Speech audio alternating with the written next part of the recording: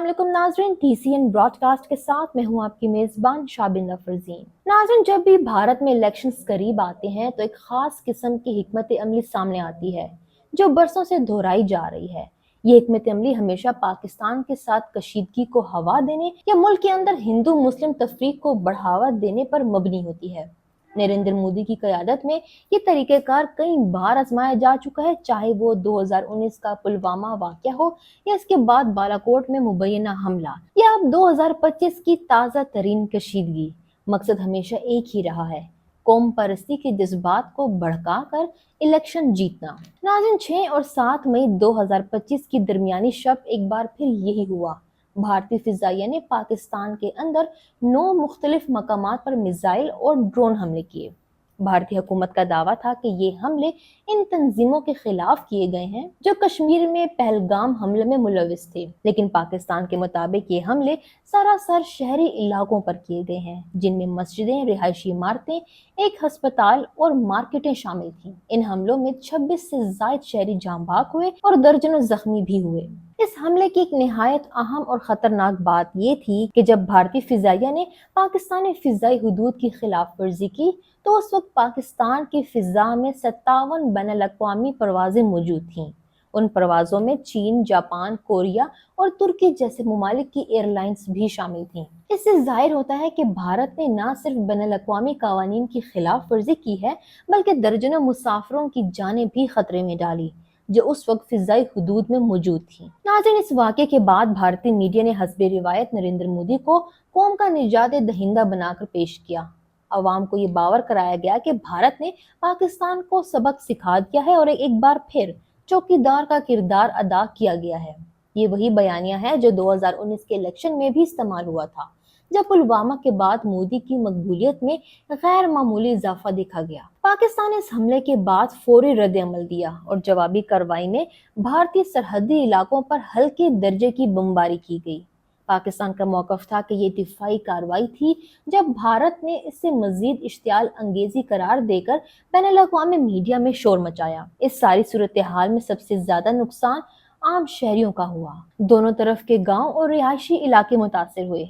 भारतीय फौज की गोलाबारी से पुंछ के इलाके में कई घरों को नुकसान पहुंचा, जबकि पाकिस्तान के अंदर कोटली, बहावलपुर, मुजफ्फराबाद जैसे इलाकों में भी जानी नुकसान हुआ। लेकिन नाज़रीन, एक और बात जिसका जिक्र करना बहुत जरूरी है और वो ये कि कई सोशल मीडिया ज़राए और बाज़ गैर मुसद्दिका रिपोर्ट्स के मुताबिक पाकिस्तान ने भारत का एक राफेल तैयारा मार गिराया है।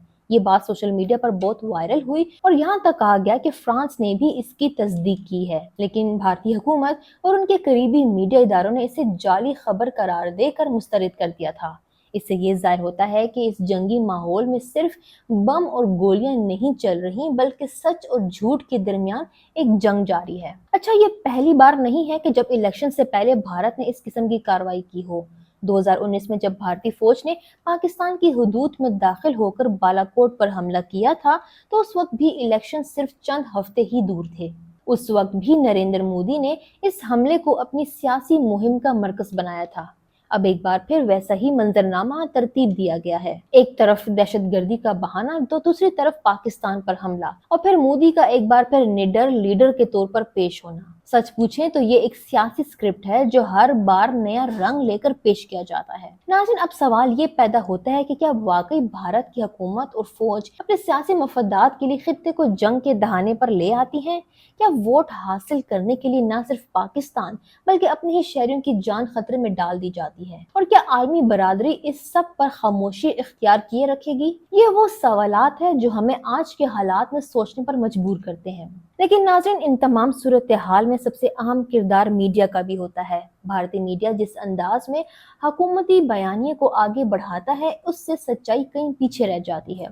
सवाल पूछने की रिवायत खत्म होती जा रही है और सवाल करने वाले या तो गद्दार करार दिए जाते हैं या गैर मुल्की एजेंट।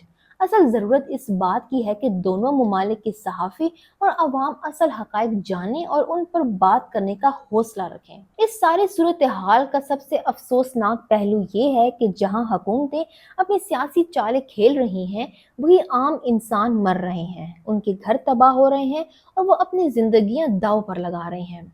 जंग और कशीदगी कभी भी मसले का हल नहीं हो सकते।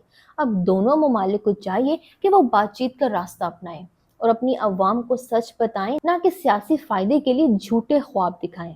अब वक्त आ गया है कि हम इस खेल को पहचानें और उन चेहरों को बेनकाब करें जो अमन के दुश्मन हैं, चाहे वो किसी भी मुल्क में हो। हम सहाफियों और मीडिया की जिम्मेदारी है कि हम सिर्फ खबर ना दें बल्कि हकीकत सामने लाएं, सवाल उठाएं और उनका ताकुब करें, जिनके फैसलों की कीमत कौमें अदा करती हैं। नाज़रीन, नरेंद्र मोदी की इस दहशतगर्दाना सोच और हरकतों पर आपकी क्या राय है? अपनी कीमती राय से नीचे हमें कमेंट्स में आगाह कीजिए और अगर ये वीडियो पसंद आया हो तो उसको लाइक और शेयर करना ना भूलें। हमें फॉलो करें सोशल मीडिया पर और विजिट करें हमारी वेबसाइट गाँव न्यूज, हर लम्हा हर खबर आपके साथ। देखते रहिए गाँव न्यूज, न्यूज दैट मैटर्स।